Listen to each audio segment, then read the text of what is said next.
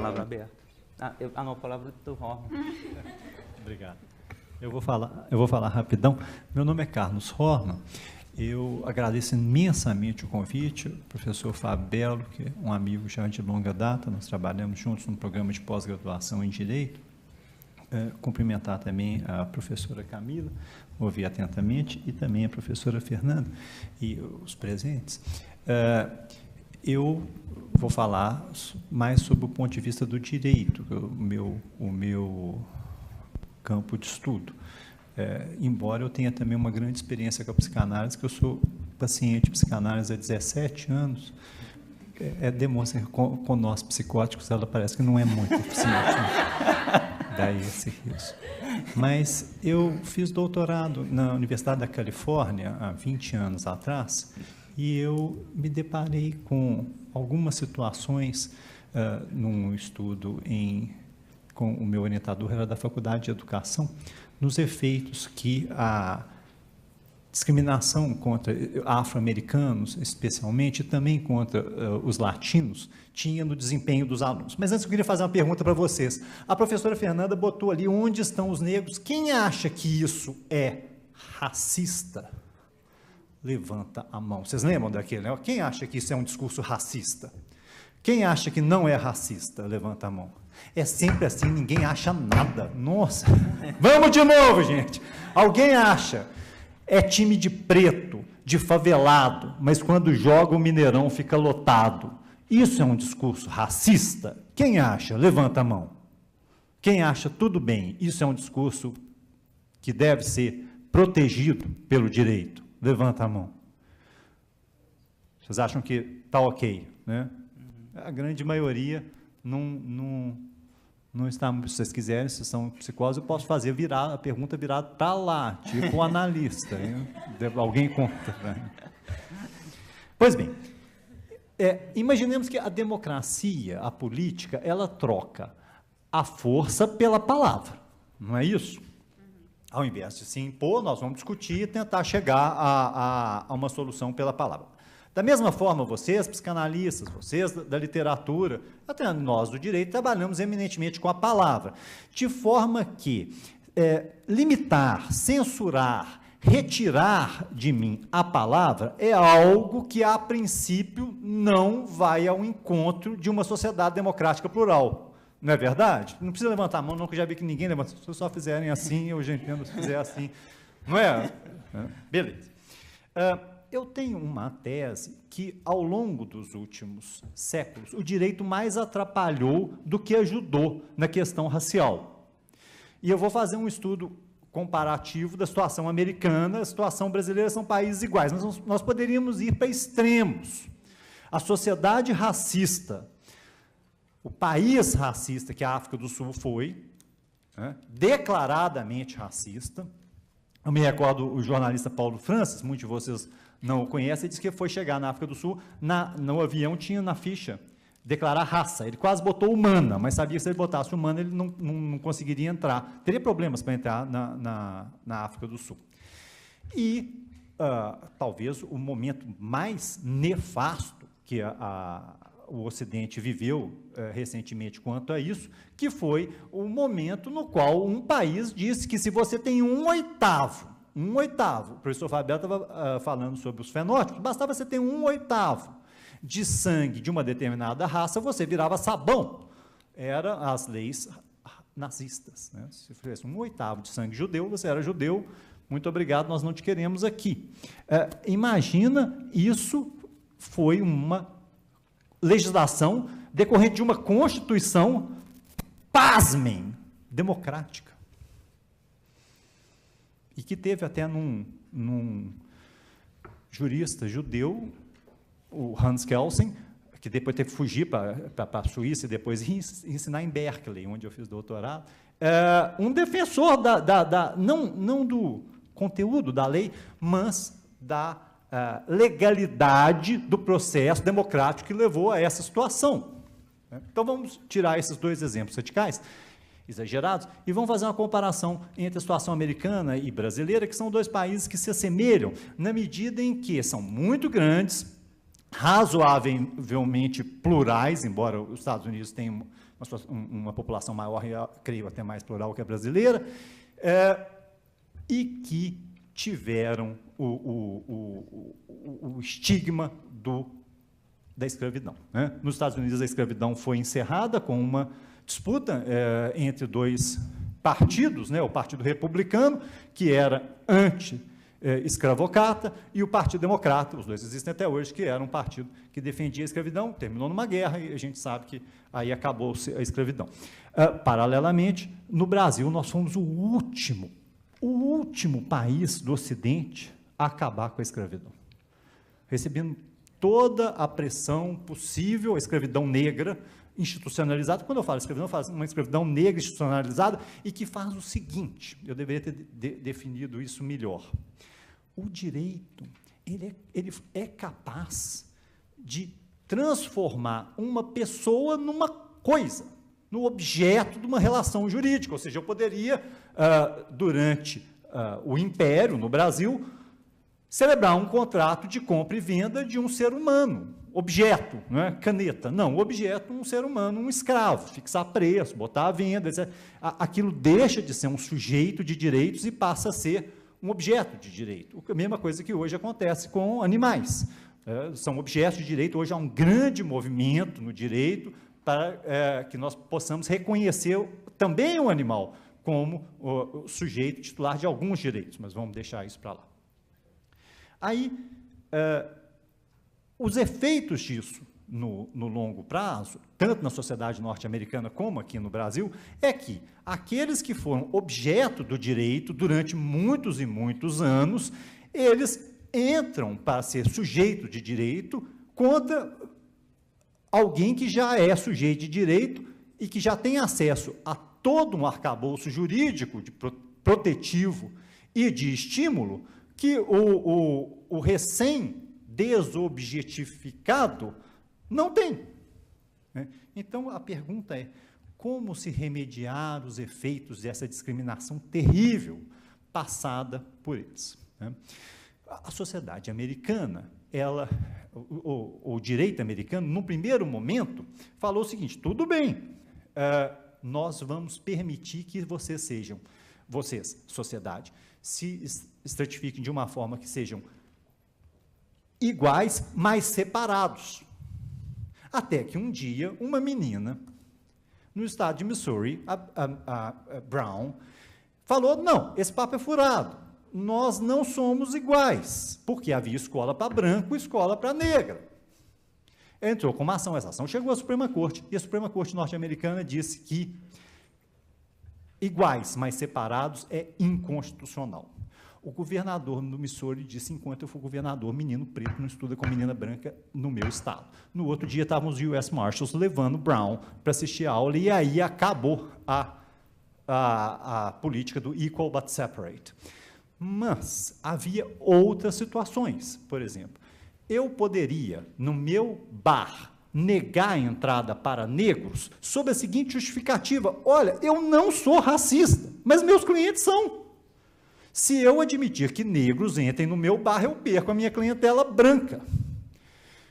Isso, então, foi objeto de um grande movimento legislativo que impôs a legislação do Civil Rights e disse, não, você não pode negar atendimento a um cliente on the grounds of race. Você não pode justificar como raça. E aí depois você imagina como que isso pode ser estendido. Eu poderia negar atendimento porque eu não atendo mulheres, só atendo homens. Eu poderia negar atendimento porque eu não atendo gays, eu só atendo heterossexuais. Eu não atendo heterossexuais, eu só atendo gays. Eu posso ter um bar exclusivo para gays, etc.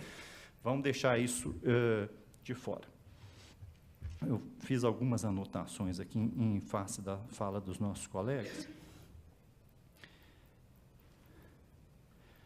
O professor Fábio Belo falou sobre as mensagens que as crianças negras recebem ao longo da vida, e isso foi objeto também de uma ação interessante nos Estados Unidos, porque o desempenho dos afro-americanos no vestibular deles, no Enem deles, que é o SAT, que existe há muitos anos, é bem inferior ao desempenho dos caucasianos. E começaram a investigar por quê, e notaram que há um discurso introjetado na sociedade que negros vão mal no SAT, Então, desde a infância, a criança recebe aquilo, olha, esse negócio é para branco, isso não funciona para a gente, isso é negócio é para branco, isso é para branco, branco vai bem, nós vamos mal, etc. E teve que haver um movimento para impedir que essa fala fosse feita desde a escola primária e introjetada nas crianças. Até que a gente chega a uma questão mais incisiva, que foi o surgimento das ações afirmativas ainda na década de 60. Ou seja, não tem jeito, se nessa mesa aqui tem mais brancos do que negros, se nessa sala tem mais brancos do que negros, se nas escolas há mais brancos do que negros, vamos fazer uma ação para colocar mais negros, para remediar esses efeitos da discriminação passada, e isso é uma discriminação também, né? É uma discriminação também. Isso foi considerado constitucional pela Suprema Corte dos Estados Unidos, desde que se verifique que realmente houve uma discriminação passada que há de ser remediada. Essas legislações, elas, abrindo um parênteses, deixando a ação afirmativa um pouco de lado, elas estão, então, muito ligadas ao discurso, ou seja, para evitar isso que o professor Fábio Belo falou, nós devemos ou não devemos impedir discursos que ressaltem a diferença que as raças têm. Posso eu compor uma música, já que a cor não pega mulata, mulata você é meu amor? Isso é racismo? Isso deve ser retirado do contexto do discurso. Lembra, hein? Lá que eu comecei a fala, nós trabalhamos com a palavra. Então, retirar discurso da nossa boca também é algo que, a princípio, nós devemos nos preocupar. Os americanos, eles têm quase que um dogma na liberdade de expressão.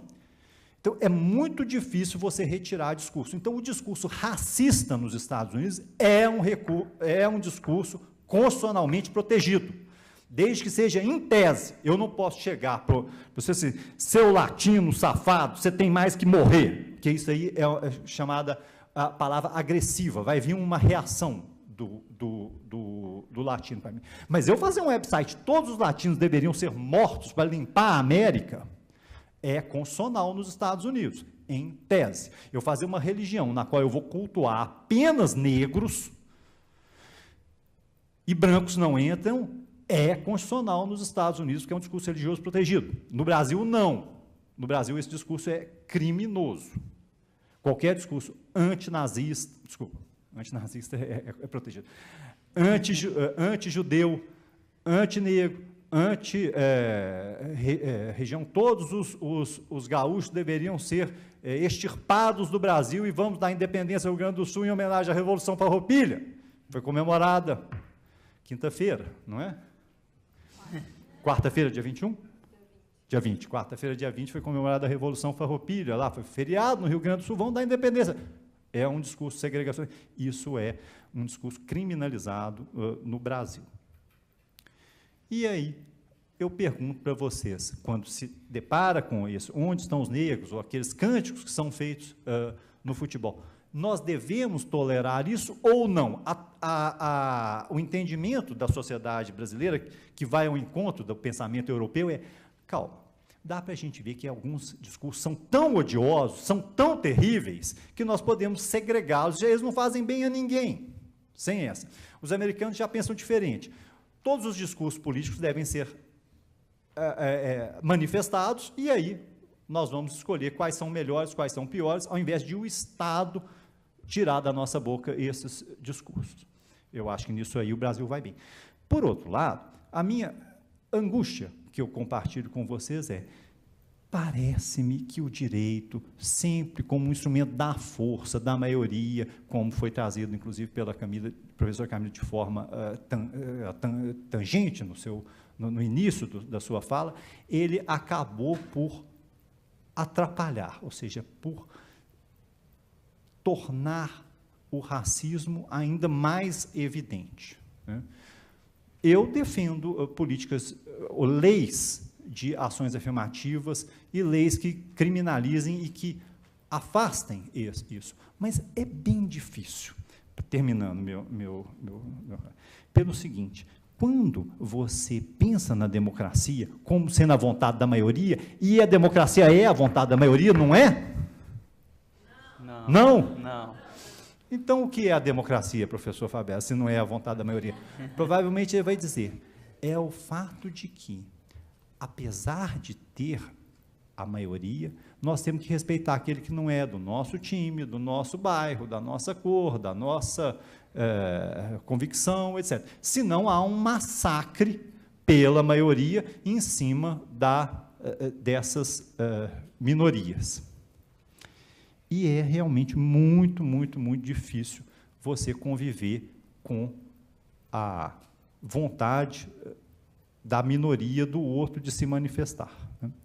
Bem, essas são as considerações que eu trago sobre como que o direito foi mal usado ou bem usado. Eu só queria fazer um pequeno debate em cima de algo muito interessante que a professora Fernanda trouxe, que, por coincidência, eu também estudo isso na área do direito, que é a manifestação da arte de rua.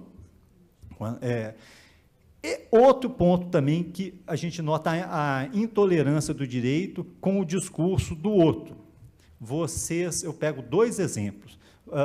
A arte do Zezão, em São Paulo, que saiu das galerias do Tietê para a Zipper Galeria na rua Estados Unidos, e é vendida por valores caríssimos, e que ela incomoda sobremaneira o direito, e o direito insiste em dizer isso deve ser criminalizado, isso deve ser apagado, isso é um dano à propriedade pública.